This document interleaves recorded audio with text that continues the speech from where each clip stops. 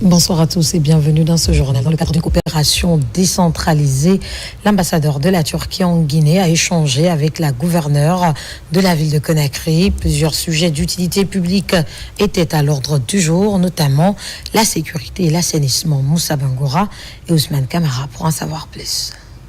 Après la présentation de sa lettre de créance comme ambassadeur de la Turquie en Guinée à la présidence de la République il y a quelques semaines, le diplomate turc est au gouvernorat de Conakry. Avec la gouverneure, les entretiens ont porté sur la gestion des ordures et la sécurité dans la capitale Conakry. Ce sera le début d'une coopération pertinente entre la ville de Conakry et les villes en Turquie et en général et en particulier, bien entendu, de solidifier les relations entre la Turquie et la Guinée que nous considérons comme un pays ami. Essayer de faire venir nos compatriotes, les ressortissants turcs, les compagnies turques ici en Guinée pour justement faire part dans les projets de construction du gouvernorat de Conakry. On n'a pas manqué à lui dire ce que le gouvernorat doit faire pour la population de Conakry, quelles sont nos étendues. On a parlé de nos réalisations des écoles, on a parlé de nos réalisations des marchés, mais aussi des centres de santé, afin d'approfondir nos projets dans le sens du développement de notre pays. Un échange fructueux pour la gouverneure Mawassila, où le jumelage de la capitale Conakry et celle des villes de la Turquie a été largement discuté. Mieux, la construction d'écoles et de centres de santé a été aussi inscrite dans l'agenda des autorités de la ville. Promotion de l'excellence des hommes et des femmes qui œuvrent pour le progrès du pays sont récompensés par l'agence Référence Communication. L'idée est de mettre en lumière ceux et celles qui font bouger la Guinée et qui ne sont pas forcément sous les projecteurs, n'est-ce pas, son enseignant?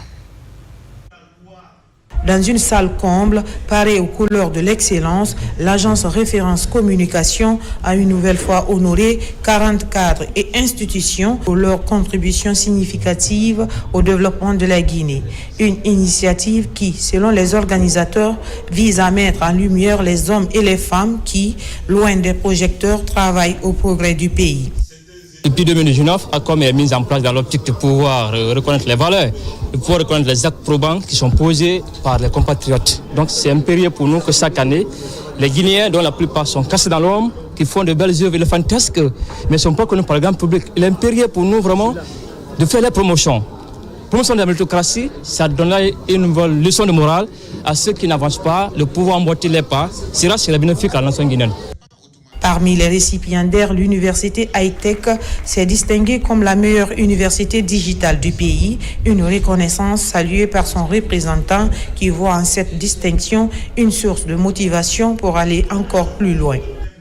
Il faut, n'est-ce pas, travailler de façon dure, tout en étant rigoureux dans ce que nous faisons et tout en respectant, n'est-ce pas, les codes et la déontologie de notre secteur d'activité qui est la formation, qui est un domaine vraiment où on doit innover aujourd'hui avec tout ce que vous savez, l'évolution actuellement dans le monde entier, l'évolution des outils digitaux.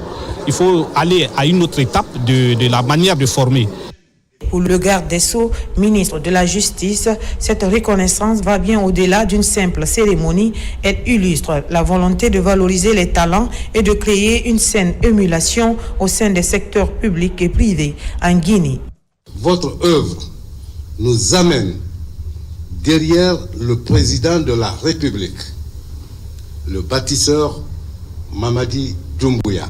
Chacun dans son secteur à faire montre d'initiatives créatrices, à faire montre de don de soi pour que notre pays soit hissé au rang des pays développés de notre continent.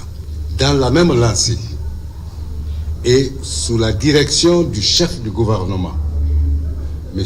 Amadou Ouriba, tout l'effort du gouvernement, des membres du gouvernement, des cadres qui nous entourent, tend à la réussite de ce développement. J'en veux pour preuve Simandou 2040 ou la prospérité partagée. Clôturée par une série de remises de distinction, cette 7e édition laisse entrevoir de belles perspectives pour la promotion de la méritocratie en Guinée. Un message fort envoyé à la jeunesse et aux acteurs de développement, rappelant que l'excellence est la voie royale vers l'émergence. Geste humanitaire dans cette édition. Les membres de l'association des jeunes filles musulmanes de Guinée viennent de faire un don de vivres et de non-vivres aux enfants démunis de la capitale. 3 centres d'accueil bénéficient de la magnanimité des donateurs afin d'alléger leurs charges. On fait le point avec Ismaël Nabé et Marouane Kamara. 3 centres d'accueil d'enfants déshérités de Conakry bénéficient de l'assistance humanitaire de l'association des jeunes filles musulmanes de Guinée. Il s'agit de vivres et non-vivres destinés aux enfants démunis qui se trouvent dans ces orphelinats. C'est le but de l'association, parce que c'est de promouvoir l'islam en Guinée. C'est ce qui m'a poussé à écrire des lettres, à faire des demandes aux gens pour qu'ils nous aident à faire des dons. Parce que ce n'est pas nous seulement. Et on n'a pas l'argent pour faire tout ça. Donc on a demandé des aides pour qu'ils nous aident. Et ils nous ont aidés. On les remercie beaucoup. On espère en faire plus aussi. J'espère qu'on aura de bonnes volontés qui vont nous aider en plus. Honnêtement, nous sommes très contents de les voir dans notre orphelinat parce que nous ne sommes pas le seul orphelinat. Nous avons reçu leur vivre et leur courant qu'ils nous ont envoyé. Vraiment, nous sommes très ravis et on compte encore partager avec vous.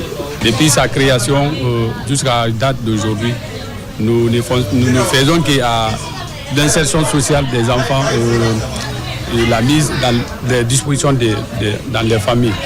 Donc, l'année passée, nous avons donné les diplômes à plus de 15 enfants qui ont reçu leur diplôme. Donc, nous lançons un appel aux personnes de bonne volonté de venir en aide.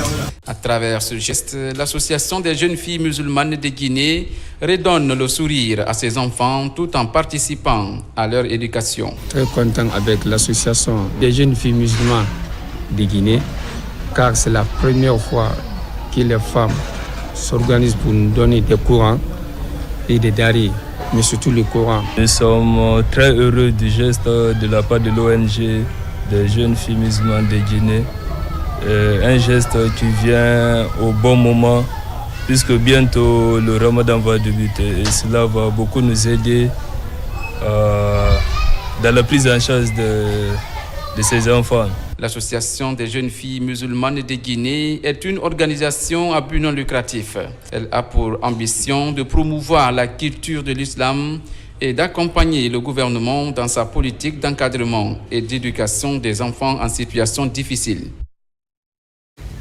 Et pour montrer leur adhésion aux idéaux du chef de l'État, la jeunesse de Dabondi vient d'organiser une cérémonie de lecture du Saint-Coran. Des prières et bénédictions ont été formulées pour la paix et l'unité nationale.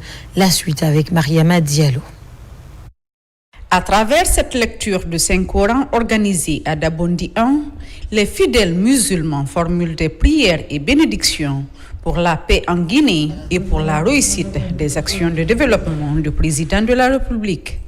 Une initiative qui fédère différentes couches sociales de cette partie de Conakry, où les habitants unis derrière la vision du chef de l'État aspirent à un renouveau et à un avenir prospère. Le général Mamadi Doumbouya, il a donné la voix à la jeunesse.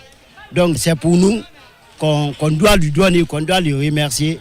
C'est pour cela qu'on a fait la lecture du Saint-Coran pour la Guinée et pour le général Mamadi Doumbouya, pour que la paix règne la Guinée et Dabondi. Responsables, sages, femmes et jeunes des quartiers Dabondi 1 et 2 font ainsi entendre leur voix et réaffirment leur engagement à œuvrer pour la cohésion sociale et pour le soutien au CNRD.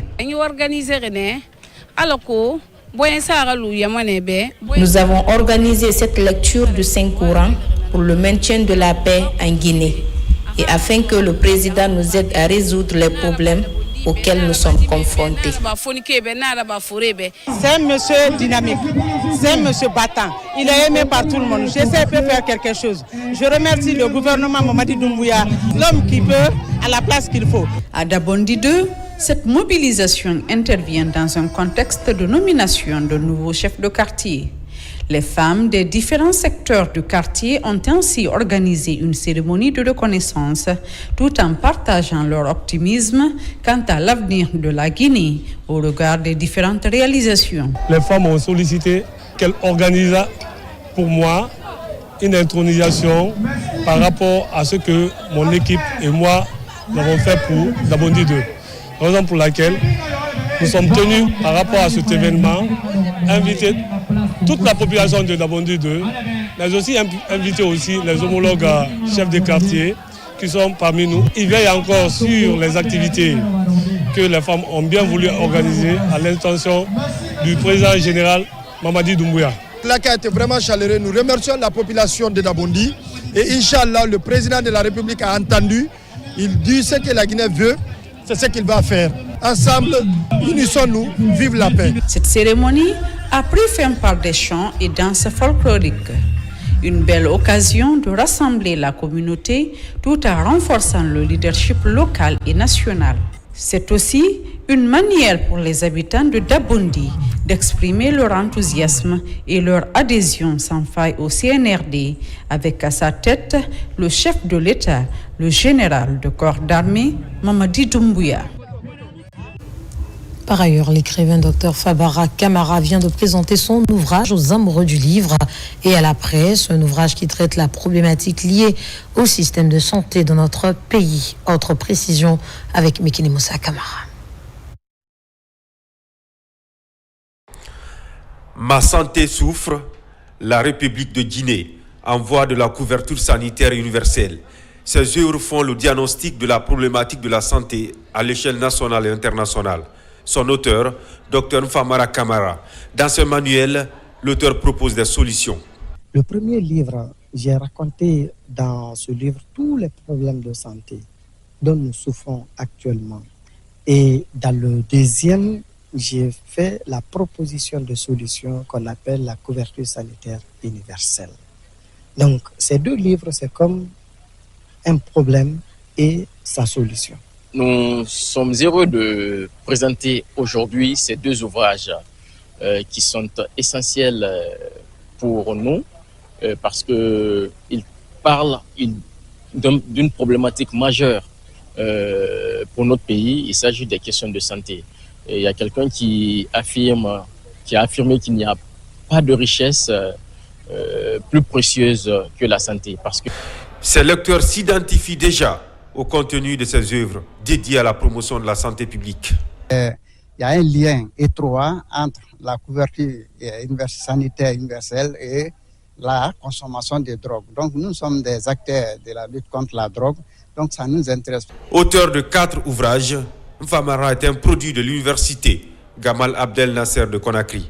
Ensuite, cet auteur s'inscrit à l'université d'Aix-Marseille en France. Là, il obtient successivement le diplôme de master sciences de la santé, ainsi que le diplôme des études supérieures universitaires de nutrition, diététique et santé.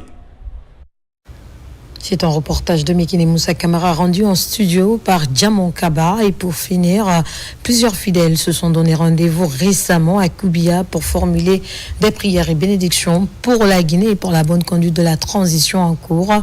D'autres préfectures et sous-préfectures voisines ont aussi effectué le déplacement pour le maintien de la quiétude sociale en Guinée. Nabi Camara, compte rendu. Elhaj Kadiali Diaby et l'ensemble des descendants de Karamoro Serou Yadali Diaby, Grand Waliou, étaient le dimanche 16 février à Koubia, dans la CRD de Ouassou, préfecture de Dubreka. Chaque année, ces religieux se retrouvent pour lire le Saint-Coran 313 fois en implorant la grâce divine pour le repos de l'âme de leurs ancêtres et qu'elle répande sa miséricorde sur l'ensemble des fils et filles de la Guinée. L'initiative est venue de nous et on a commencé ce FIDAO en 1997. De 1997 à nos jours, chaque année, on lit 313 fois le Coran. Parce que c'est cette voie qui nous amène à Dieu. Donc, j'invite tous les Guinéens à faire beaucoup de salades sur le prophète. C'est ce qui sera notre salut. C'était un érudit, son histoire se passe de commentaires. Raison pour laquelle tous ses descendants, petits-fils, cousins, neveux, se retrouvent chaque année, le mois qui précède le mois de Ramadan, pour faire la lecture du Coran. Pour non seulement la paix, la quiétude sociale, mais aussi pour la prospérité de notre chère Guinée et de leur famille tout entière. Plusieurs invités ont fait le déplacement pour honorer de leur présence aux côtés des organisateurs cette grande cérémonie religieuse à Koubia. Parmi eux, l'ambassadeur de la paix Elhadji Yeriba Yabi qui, dans son message de circonstance, a donné la signification d'une telle rencontre. Les prières et bénédictions, la Guinée en a besoin parce que nous sommes à une période de transition. Qui dit la transition, c'est inconnu. On peut être à tout moment surpris des démons que nous avons connus dans notre pays qu'on ne souhaite plus. Les Guinéens ne veulent plus avoir une autre transition avant la vraie démocratie qui va s'insérer avec les véritables élections qui est le vœu de tous les Guinéens. Voilà pourquoi nous prions sans cesse, matin et soir, pour la paix dans notre pays. La paix est importante en Guinée. Il faut que les Guinéens se donnent la main. Il faut que les Guinéens sachent qu'il n'y a pas un pays où nous pouvons aller trouver une province pour dire que nous allons créer un autre, la Guinée. C'est notre pays, la Guinée, c'est notre bien commun, c'est notre façou. Cette cérémonie marque ainsi la clôture du grand fidaou de Karamoko Sékou Yadali, grand waliou de Koubia à Dubreka. Voilà qui met fin à ce journal. Merci à tous de l'avoir suivi. L'actualité se poursuit sur le www.rtgguinée.info. Guinée, notre paradis, terre de richesse, d'opportunités et d'innovation. Bonsoir.